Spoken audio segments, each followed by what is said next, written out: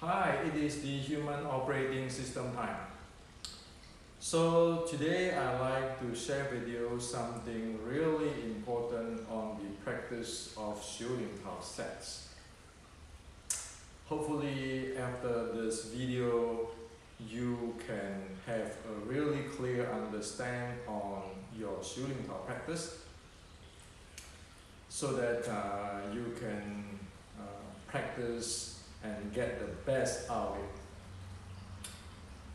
So this video is not about which lineage, who is the authentic, who is the grandmaster, got nothing to do with that.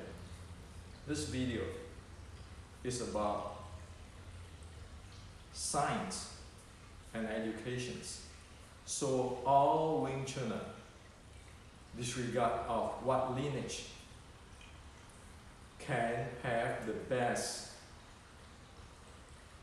result when practice shooting tao sets. It is very important because Wing Chunners invest a lot of time into the practice of shooting tao set. Now, a few videos ago, where I shared recently, I brought up the concept of the 1850s shooting tao sets. It is designed as a low-intensity aerobic training, which is good for recovery. Okay? And most of the shooting tao sets today we see is no longer doing that low intensity aerobic training, which have the recovery benefit. So today I like to share with you more in details. So after this, you will be able to know what is going on and be able to adjust your training, because this is 2020. Wing Chunners cannot afford to following hearsay or who's guessing. The practice of shooting tao has to get result and proper result. So let's start with this. In today's sports science,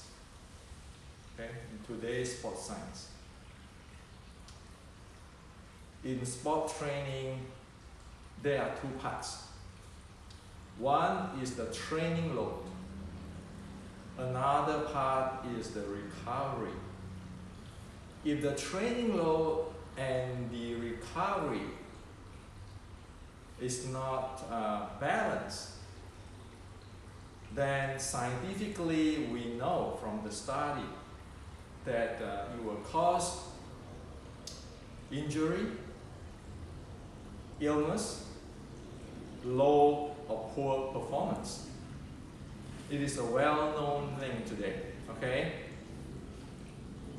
When the training load and the recovery is not balanced out properly in the training program, it will cause injury, illness, and poor performance.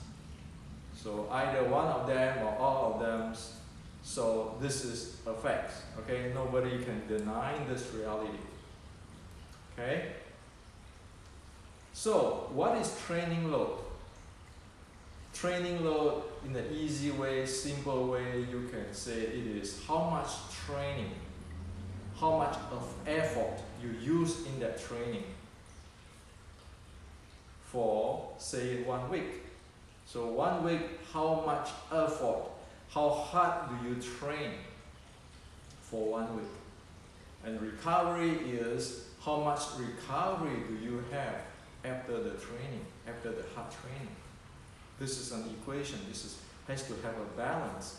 So if this is not balanced out, then it will influence the body, and it could get into injury, illness, body illness, and low performance.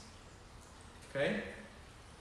Now, Xiu Lin Tao per 1850s using this category to this sports science category on training load and the recovery. We know today, using this the scientific concept, that the Wing Chun Xiu Lin Tao sets is a low intensity aerobic training which is good for recovery, or which could perform recovery, or which is recovery based. Okay? So this is a good design which is have a balanced training load and recovery. Okay? Now, we are in serious problem or serious trouble if we do not know about this.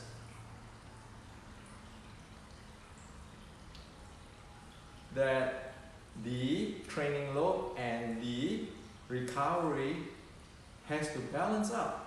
And if we don't even heard about recovery, well, then we got a problem, a serious one. Okay?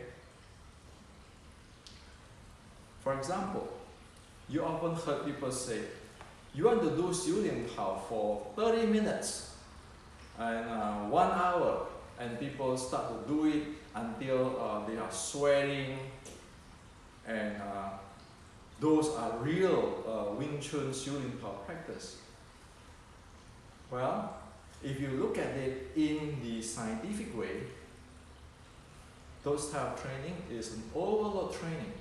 If that overload training would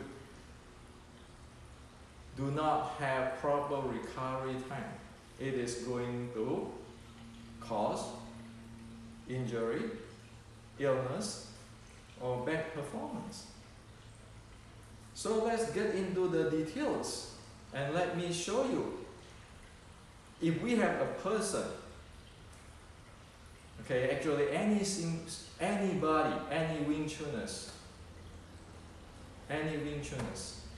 if they do something like this, like usual, you have the structure, clamping knee, those kind of EG Kamyangma, and then remember you do this folk sao. This way, you have the elbow close by here, and then you're lifting your spine, and then you're lifting your anus, straighten your spine, and you do this. Okay, you do this folk sao, and then your wu sao. Say you do it 30 minutes. 30 minutes. With this type of structure in the body, because we are human, biomechanics, you know your breathing is in the chest level, meaning your breathing is only this deep. You know that because you having a sharp joints. Okay, this joint. You are using a lot of force, which you might think because you use force is powerful.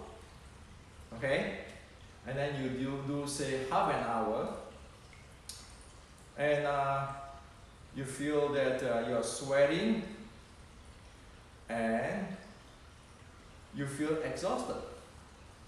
Because the more you do, the longer you do, your knee might feel hurt. These joints might feel hurt. And your heart rate go up. Okay? What? That is an indication of the heavy training load. Heavy training load. And the rising of the heart rate is telling us that the body is tensing up and the is activating more in the sympathetic nervous system side. Okay? So hence, the more you train, the longer you train, the more tense it will be. Okay? So this is not a recovery, but a heavy training load type of practice. Okay? Now, if you do this without recovery, you know, as many people have this problem in the knee or have the problem in the joints. Okay? And the heart rate go high, sweating, that come with it. Now, with this type of training, if one do not recover, the body is overloading. If one train many times a day, the body is overloaded, then you're going to cause injury, illness possible, and lower performance, because it is actually brute forcing the body. Okay? And it is in a fight and fly situation where your sympathetic nervous system is activated, tensing, breathing shallow, and your heartbeat go high, and so forth. Okay? Now, if you have the 7 balls, loosen up. If you have the lower abs, natural resonant breathing, and if your joints is not have this sharp angle and is not forceful to go out there pushing or pressing, practicing it this way, you can practice half an hour. Your breathing is deep, your body using of strength is distributive, not in any sharp edge or sharp angle of the joints, and you have to use force a lot. You can practice half an hour, the same thing, same person. While this type of practice do not cause overloading, because it is a light aerobic training. It's a low intensity aerobic training, which is based on recovery. Okay? So you can do this. The E.G. Kamehameha, the clamping, the structure, as usual, your knee, your elbow here, and all this push out, and all this, and then your breathing, and then you panting, your breathing, your heart rate go high, those kind of stuff for half an hour, and practice this for half an hour, which is this design of the losing 7 ball, lower abs resonance breathing. And every joint, every 7 balls is distributive, which is designed to have a balanced training load and the recovery in the same time.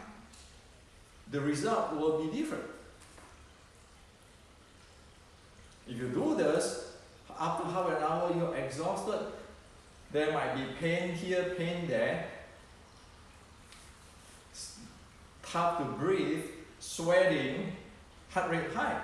Now if you do those 7 ball lower abs breathing, and then all this distributive with the 7 balls, after half an hour, you feel like you're doing some workout, but you're not exhausted. You don't have pain in your body. So this is the difference. Now, there's a myth people usually believe. If I'm standing E.G. Kamehameha, have a triangle shape, I do this and I push forward, I have a lot of power, pressure power. Okay? Or some call the different type of power or gym or whatever. Now, is it true? Is it true? Triangle, and then you do this slowly, okay? And then you get somebody to push you. You say, "Wow, I have very strong power here." Is it true? Well, it turns out that this is a problematic reason in the problematic reasoning in terms of science. Why? You know that if you climb your knee like that, your breathing is here, you're using force in the joints, localizations. When you push up here, sure, you can emulate you like a rod. That when people push you here, single point, that you are very strong. No. However, as soon as your opponent wobbling is pushing, so if you push me here, instead of just push like this, like my student, it wobble like this. Pushing or wobbling, you see how the body and structure disintegrate. Because this is a straight point type of one direction or two direction type of two direction is back and forth type of structure. Okay? Not to mention that because this is the breathing is up high here. When you do this, once the opponent is wobbling the push, press in, not just direct press but wobbling. While in the real life, thing is not going, you cannot have thing really precise straight. You would have some kinds of this instability there which cause wobbling. So there is a real life. Now, if you do that, that means you don't have the breathing to support your oxygen, your energy. Your body cannot take the wobbling.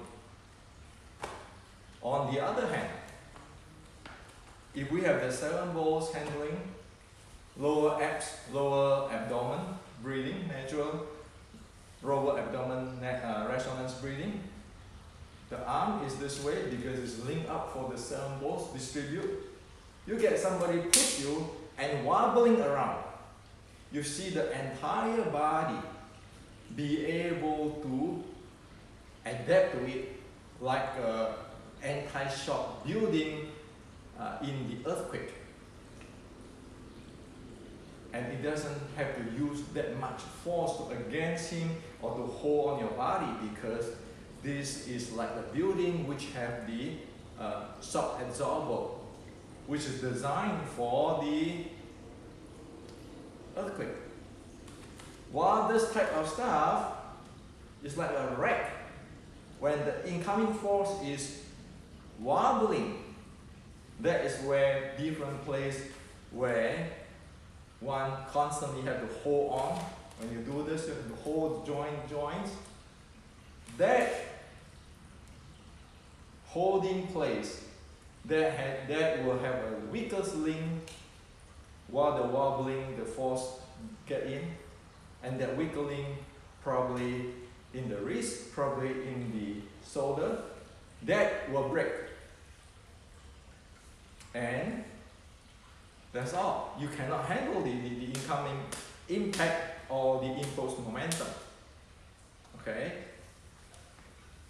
So, you see, if you do that, heavy training load, your performance compared with the 7 balls is not going to be good because the 7 balls have the 6 direction handling. The body is distributive so that when the force comes in and wobble, the entire body can move with it. Over here you have a forward and backward direction. When the thing wobbling, the body up to a certain limitations of how the joints can hold, it will break. There goes your performance. Your training load, your performance, and your injury. Okay? If you force it, it will cause injury because if you try to hold on to the muscle, and muscle will get, you can get muscle injury and so forth. Okay, while the other one is the entire body share the loading, whatever coming. So, we like it or not, scientifically, this is what happened. So imagine if a person trained in this way for 10 years versus the guy who trained this way for 10 years.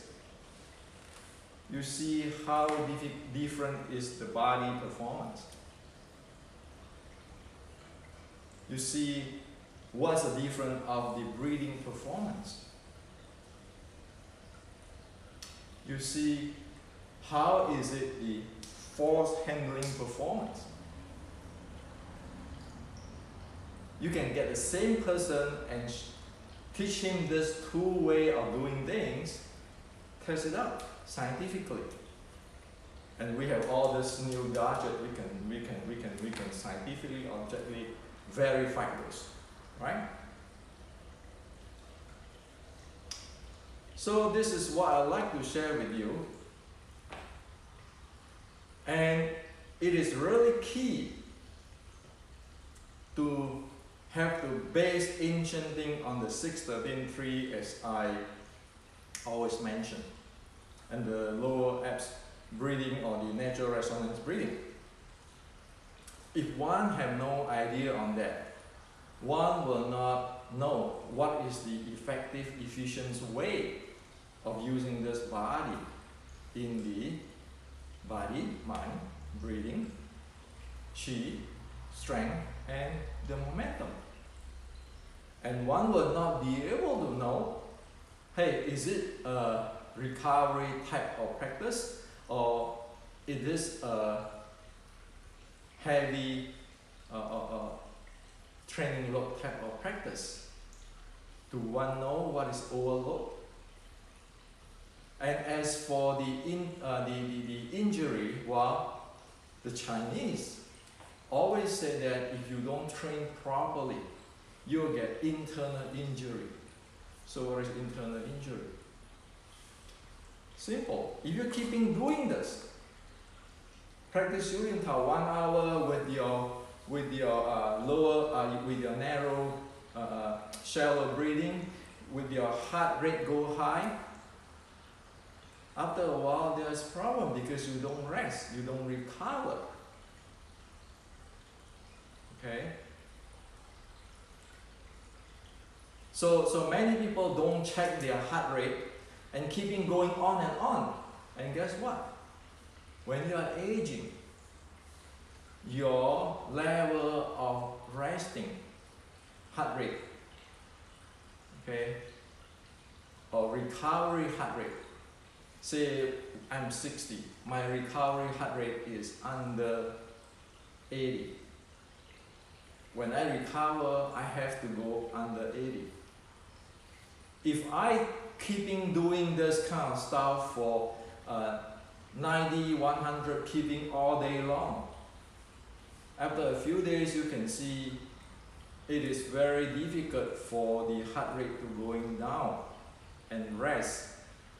And at sleep time,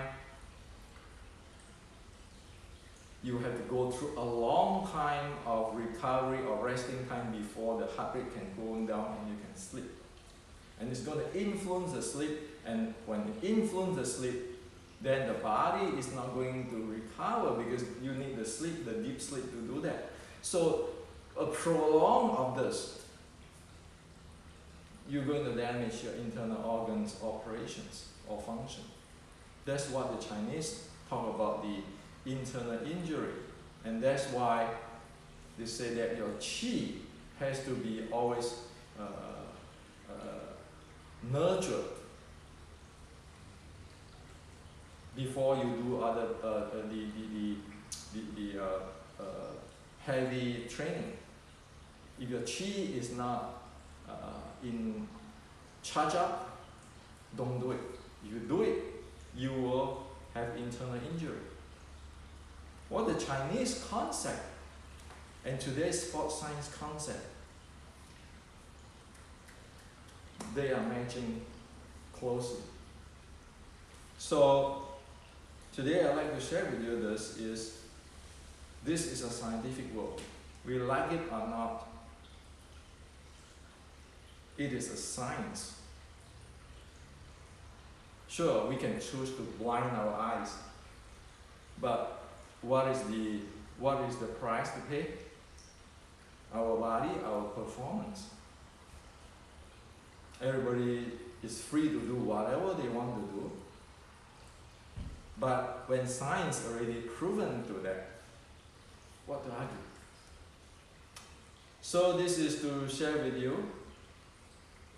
And so the 613.3 is very important and is critical. And also the 613.3 is nothing to do with Tai Chi, internal. No. Whatever I'm doing is I'm actually doing a bridge between the ancient 1850 and today's 2020's science. Because only the bridge, when you bridge up, we can check things scientifically. That way, everybody can benefit, everybody can improve. It is never, oh, you can't say this. Hendrik said this. It doesn't matter. It is the science. Because only if we are following the science, everybody will benefit. So this is to share with you today. I know this might shock a lot of people who thinking keeping doing shooting talk for 1 hour will some days get my kung fu. Well, in fact, it is not. So don't do it anymore. Especially when you get older, you have a cardio issue or circulation issue or lung asthma. Don't do that. Okay. Because scientifically we know those type of stuff is not a balanced design in the training.